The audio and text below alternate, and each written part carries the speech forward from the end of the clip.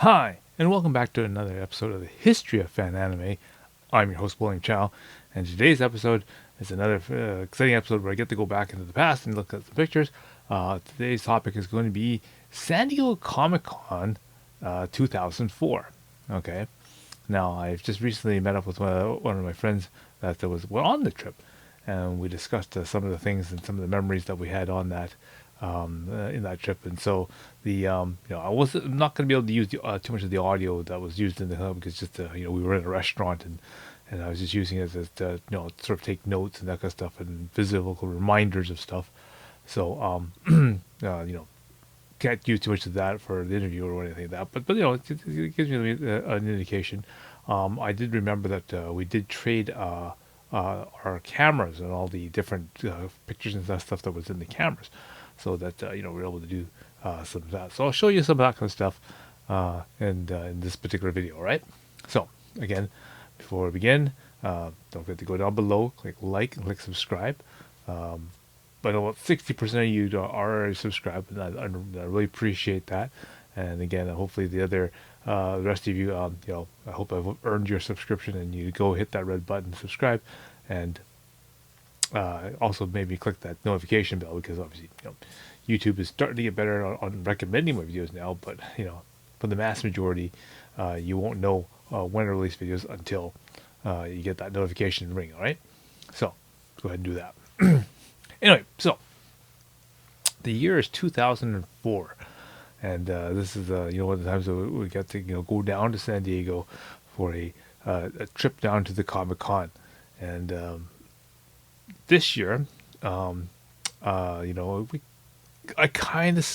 knew I had from the previous year bought the tickets to go to San Diego Comic Con. So I definitely, from 2003, I definitely knew that I wanted to come back for 2004. Now I knew that it was going to be sort of a last moment. I didn't have the same people that was going around, and and so we decided, oh, look, let's gather some friends, and then just sort of we'll go down together, okay? And so anyway, I got some pictures, and I got a little bit of audio, and I'll go over some of the stories that will go there, and and I'll explain some of them as that. And I think there's probably enough for a couple episodes here of some of the material that I got. So we'll go back a little in the past and see what it was like to go to San Diego Comic Con during the height of anime, the anime boom, shall we say. All right, so let's begin. All right, so on my website, I actually took notes and basically blogged what I did at the convention back in 2004. And it's a good thing I did, because as I don't a lot of the stuff I probably wouldn't remember now. And so dated the July 19th 2004, San Diego Comic Con 2004 report. Now I'm not gonna go through all of this because obviously you can go through there and read it yourself, but I'll just highlight and kind of add to the story. And so today's the episode, we went with 4 different people, and the fourth person or the new person that we added was Vincent Tong. And so I was had a sort of a small luncheon with him, and we basically discussed and talked about old times, and we went over some of the things about the con. And so we're kind of gonna pull out some points and sort of elaborate a little bit on some of the pieces during our little chat that we had. No, I don't even I don't remember most things, but I just remember me and Harry, we were Well, see, what did I write down? See, because I wrote it down. oh my god. Okay. Warren picks me up in a crowded car with Victor and Harry. We went to the train station at 5:30 a.m., 20 minutes before the bus arrived. I don't even remember the time. Yes, it says the fourth person of this chat was Vincent. And he decided to come down to the convention because he had lost his job and he really wants the new Street Fighter 2 comic. Yeah. That's pretty much it. Yeah, at that time. So I was going to fill in what sort of happened the previous year. So 2003, I went down to the San Diego Comic Con with a different group of people.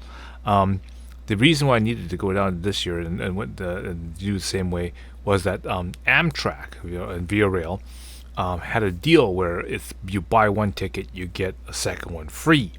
Okay, that was their summer promo, and I thought, okay, yeah. So when I was at the con, and then back in 2003, I said, okay, well, I'm going to buy the ticket for next year's con, so because it's always cheaper if you pre-register. And so I figured, okay, I'm going to do the same thing next year. I'm going to wait for a seat sale, and then I'm going to buy the seat sale then, right? So I thought, okay, great. Unfortunately, I waited until like literally like January or something like that, and the convention's in July, right? And there's like no seat sale. As a matter of fact, as a comment, the price of the ticket went up. It went from $182 round trip using Amtrak from Vancouver all the way down to San Diego, up like almost like $50. It's like $224 US to do that trip. So that kind of sucked. Now, the other thing that really kind of sucked was the fact that this is 2004 was the first year that the convention was controlling all the bookings for the hotel. So, I mean, at this time, my favorite hotel to hit in San Diego for conventions and that kind of stuff is the Embassy Suites. Okay, nice and close. It's got all you can eat buffet breakfast, and it also has the happy hour every day. So it's really kind of cool. Anyway, so unfortunately, yeah. So when they finally made the hotels available in January, literally all the good hotels are taken, including the one I wanted, which is the Embassy Suites. So I think that what we ended up was the Horton Grand was what we had, which was an older hotel, but it's whatever, fine. It's part of the free shuttle circuit that they do, so it doesn't matter. As long as you get some bus that's like some hotel that's on that bus line, you're golden. Anyway, so after I managed to rush us together, it's still like January, February now. Now I need to find some people who are willing to go. So I managed to get my a close friend of mine, Victor. He wanted to go, and his brother Warren wasn't able to come, but his friend Harry, invited his friend Vincent, and so we got a group of four that we're going to go down with. Now, again, as Vincent said, he was interested in this new Street Fighter comic. So again, Studio Udon was like the big new manga thing, and this Street Fighter comic was the new hot thing. And what's really kind of interesting, because this, on a side note, is that my friend Derek, which you sort of saw mention of in the VJAS Muyo episode, have a look at that. He was helping them, and he was in close relationship with the Studio Udon guys. And again, I saw him in 2003, doing some flyer work and that kind of stuff, and hyping them up. And so it's great to go back down there and actually see the products of their works succeed. So that was really kind of cool. Because this is what I remember. I remember you telling us to go to sleep, and then we didn't go to sleep. And then when we got there off the train, we were at this train station, and we wanted to nap on the bench in the train station, and then we got kicked out. Yeah. Okay, so what he was referring to is basically since I did this trip the year before, I gave those guys the suggested schedule for what we should do while we're on the train to them. So basically, I kept telling Harry and Vincent that, okay, during the day you should be sleeping, because everyone during the day will be not sleeping, and they'll be going into the observation lounge and doing their touristy things and doing dinner and lunch and whatever. So the actual cabin, okay, the coach or whatever, will be relatively empty, so you can stretch out a little bit. You can kind of be a little more freer, take up a little more space, if you will, because everyone's not there, right? And then during the nighttime, okay, everyone is come back, and they're in their seats and they're in the coach, and so the coach is now all stuffy. It's got a lot of people and crying kids and whatever you want to call it there. But now the observation car is now empty, right? So now you've got room to go out there, and then if you want to sleep, or you want to play card games, or do some computer work or whatever, no problem, because there's lots of tables and then all the observation chairs are open. You can't see anything obviously because it's dark outside, but still, that space is open. So I kept telling the guys how that they should do that, and obviously they ignored me and they stayed awake. And so then when we arrived, and for once Amtrak actually arrived on time. And this is one of the situations where I didn't need them to arrive on time, because they said like the time that we arrived was I think it was like 1 a.m. in the morning or something when they actually had the train arrive. And of course this is a bit of a problem because like I said, check-in time isn't until much later in the afternoon. So here we are, we're at the train station, and we're like, yes, at way, way, way too early. Our check-in time will probably, is like in like 11 hours or something like that. So basically, we had to kill some time. And so we, what's 1 a.m. in the morning? We arrive at the train station, so we're beat tired. We have nowhere to really go. Like we're literally homeless on the streets of San Diego. So we decided, okay, we're gonna, just sit in the train station for a while and just really relax. And again, this is the time where, there's no Google Maps or anything like that, so we can't like Google closest restaurant that's still open. We can't do that, right? I mean, the best you're gonna get is try to find a phone book and start flipping through the phone book and trying to find, through the ads and that kind of stuff, if there's a restaurant that's open. And even if we did, then we'd have to pull out the map, like a paper map. And then, because Google Map doesn't exist right now, and then we have to pull out a paper map to try to figure out where the hell it is on this map, and then to go find it. Of course, we can't find any like Denny's or any of that kind of stuff that's open late. So here we are. We're trying to get a power nap or whatever going on. At the train station, and so that didn't go very well because the attendant says, "Well, you can sit in the chairs, but if you start sleeping or in the chairs, then they'll kick us out." It's like, okay, fine, whatever. So we hung around there for a little while, and then we decided, okay, well, why don't we go over and figure out where the hotel is? So at least we can kill some time doing that. So once we figured out where the hotel was, we were able to then check in our luggage.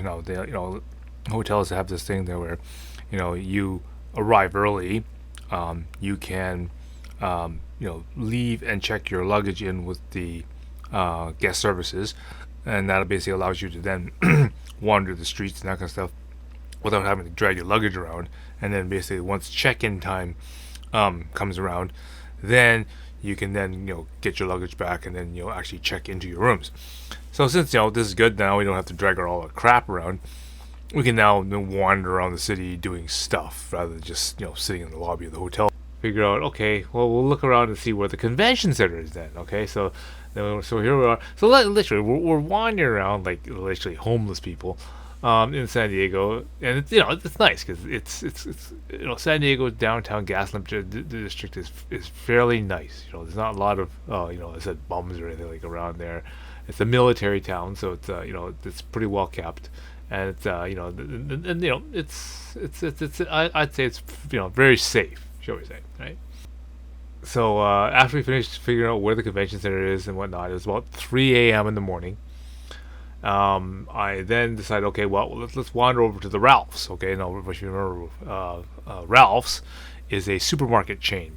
Okay, and I remembered it was 24 hours, and so we went over there, and they basically still had you can buy snacks and drinks and that stuff, but they also have a deli, and they have a whole bunch of sandwiches and that kind of stuff. So again, this is in an era where there's not like 24-hour Subway. Okay, so you have to kind of have to make do with a supermarket. So we went to the 24-hour supermarket and we loaded up on some food and some drinks and whatnot, and then we just we wandered over to the one of the transit stops. I think it's for the trolley or something, and we just sat there, essentially like homeless people, and basically ate our late night meal. Okay, and so we killed some more time, and decided, okay, let's continue looking around. So then I continued the showing them different parts of San Diego. So we wandered over to where the embassy suites are, and where normally where the aircraft carrier would be. The first morning was really kind of rough, and now now that I actually think about it, it was pretty good that we got as far as we did, considering the fact that none of the conveniences that we have nowadays that we think that when we go back to think about it, it's like why didn't we just go and Google a restaurant? It's like I realized something Google didn't have. Yeah. Wasn't set up to do that back then. Yeah. We didn't have Google Maps or we didn't have any of that. any of that kind of stuff. So like Google was just only a search engine. That was it. Yeah. The next thing they were making was Google Earth, I think. Mm-hmm. Data was like really expensive there. I don't know. I don't think I even had. I know for sure I didn't have a smartphone. Mm-hmm. I think I just had a regular phone. Jesus. Yeah, same as me. I think at this time, I don't think I even had a smartphone. It's just a regular, one of those stupid flip phones. Yeah. I think the most advanced thing I got at that time was a Palm Pilot. Oh my god. An original HP Palm Pilot. I think that's what I had. And finally, we go back to the hotel to check in. Our room number was 333. Our official check-in time was 3 p.m., but there's only 1 p.m. So we initially checked in at like 1 o'clock. I think by that time, like, legit sunlight was already coming out. So then, like, Yeah, this is like the afternoon. yeah. So me and Harry were already so happy that like it was kind of like a day. So I think we were like running on adrenaline. Yeah, 100%. It says here, Harry and Vince got off at the transit stop that has the Kansas City barbecue. It's a little diner place famous for one scene in the movie Top Gun.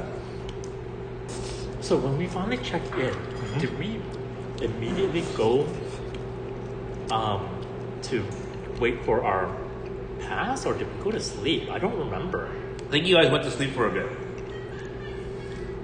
Because I think when we finally got into our rooms, everyone just sort of wanted to crash out for a little bit. Yeah.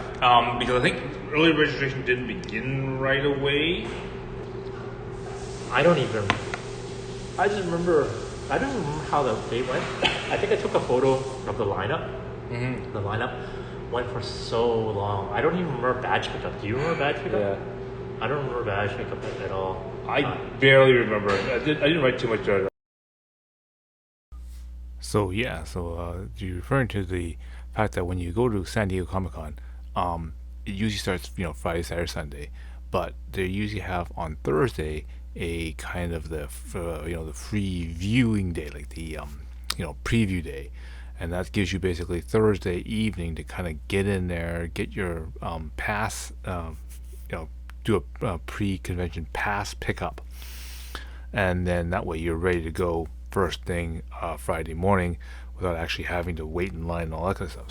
So basically, if you got there Thursday night, then you can kind of get in there, you can kind of have a quick little look around, see where everything is, where sort of everything's laid out. Like obviously no one's really there, and a lot of people weren't even set up, so not much to see. But at least you had the ability to get in there and pick up your pass. Now still, there's a lot of people in there. I mean, I think we still probably I think pass pickup started at 5 o'clock, and I think it took us at least an hour and a half to go stand in line basically, and just waddle through the line and basically then actually get our passes.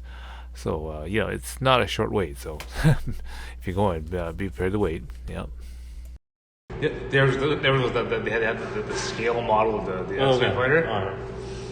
And did I ever tell you the story about my my run-in with Luke Skywalker? Oh really? So there's this lookalike team for Xena, right? They're running, they're basically running around, basically taking impromptu pictures, things or whatever you're doing, right? So Victor said, okay, I'll get them to do a picture, right? And he wanted to pull up this picture, so he gave me his camera, and I was going to take a picture of it, right? So while I'm backing up, trying to get the thing in focus, right? I run into this small, short guy, right? ends up being Luke Skywalker guy, right? Because as soon as I run into him, right, all these security guys, like grab me. And it's like Mark Hamill. yeah, Mark Hamill, yeah. Hilarious. And he's off, basically wandering off to whatever his thing was. And I didn't realize, because I'm not paying attention, I ran right into him. That's hilarious. Also in that, in the Star Wars section, it was really kind of cool. Was that they had this thing where it was like make your own action figure, like you can be your own action figure, and basically what they had this is basically this massive like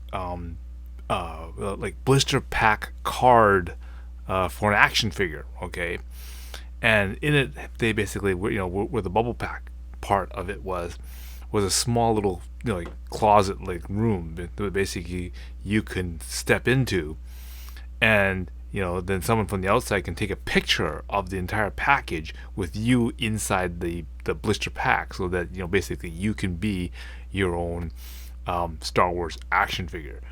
And people did. I think when I was waiting in line to get it done, one of the guys took a lightsaber and basically did the pose where the guy's impaled with he impales himself with the lightsaber, and he's kind of bent over. So someone took a picture of him with the guy with the being impaled with a lightsaber. Anyway, so when it came to my turn, I did the old basically went up to the to the plexiglass blister pack, and then doing the let me out picture. So that was my picture that I decided to put out for the Star Wars action figure. I remember it was Udon for Street Fighter. They were having the comic, and I remember actually I spent like almost all my time there. It was so funny because I wrote it down something that I went there a couple times. Okay, so he's referring to the fact that Studio Udon, which is like a relatively new sort of artist manga-ish kind of a bunch of artists. They made a studio called Studio Udon, which they at this time were doing comics for Street Fighter 2 and rival schools. And so they had their newest issue that they released that they came out with for the convention. What they did is they took that issue, and that has a blank page on the very back. And what you could do is you can then go up to their booth, and then they had like 4 different artists usually, and you could ask them to draw your favorite Street Fighter or rival school character on the back page. It's empty, so they would do a sketch essentially on that comic for you.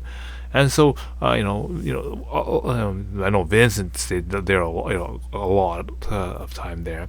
Me and Victor, I think we went back there at least twice to get 2 different images and that kind of stuff done. And so it's pretty cool watching them sketch away and do different things for them. Yeah, you got I think it was, you got was it Sakura or Chun-Li? Yeah, you got Chun-Li, I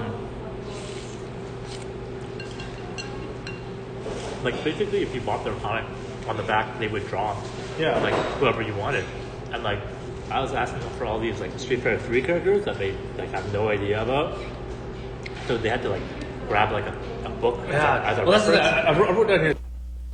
Okay, so I looked at my notes and I remember writing down this. So basically, I had got these Street Fighter comics, and again the page on things is blank, so that you can go up to them and ask for them to draw you a picture, right? So I said, okay, all fine. Till that day I decided, okay, yeah, one of the things I had to do was I had to go to the Street Fighter 2 booth and get my comic signed and get a sketch, okay? So this time when I arrived, there are 4 artists sitting there at the table, 2 guys and 2 girls. Okay, and all of them are Chinese people. I was going to take my chances with whoever I came up with, so I just stood in line and basically waited until whoever comes up next, and that's what I was going to do, right? So anyway, I got Andrew Ho, okay? And so I basically asked them, okay, all right, what do you prefer? Do you want to do a Street Fighter picture, or do you want to do a Dark Strux picture, right? And I figured Okay, if he says he's gonna, he prefers Street Fighter, then great. Then I'll ask him to do a guy picture, right? And if he says Darkstalkers, then I'll say draw a sketch of Lilith. Okay. Unfortunately, his answer is very interesting. Okay, he answered, "I want to draw big buff guys." To which, right sitting right beside him is Joe. She answered, "Yeah, you think of buff guys all the time." And then he kind of turns to her and kind of laughs and kind of thinks, "Okay, so funny." She's basically giving him the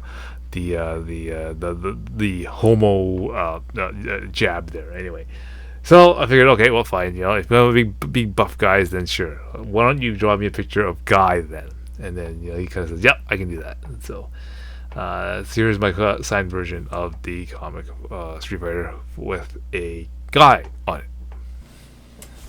Now, Victor was also in line with me, and he asked for a Chung Li picture. And so, since I was just finished doing my pictures, then he gets to do his. He ended up asking for both a Cammy and a Chung Li. So this one, he ended up getting Joe to do the Chung Li picture. And so, as I said, it's kind of neat when I'm watching, sketch away and seeing how the picture kind of comes in and sort of comes into thing and the process in which they do it. But it's pretty cool to get a custom piece of artwork done. And as I said, there's really no limit to how much, I guess, how many times you go back in the line. So theoretically, if you had all the comics or whatever, and you bought them all in advance and whatnot, you could just keep coming back into the line and asking a different artist to draw a different character every single time. And theoretically, you could have the entire lineup of that if you're really that cool about it. But the guys are really cool about that whole thing, right? Because I said they sat like at their table, all afternoon literally, making sketches and making drawings. So it's pretty cool. All right. I hope you had kind of fun and a little blast from the past. And don't forget, I'll be doing more kind of episodes where I bring out some pictures and more merchandise and collectible stuff from that past era. Okay, so until next time, see you again.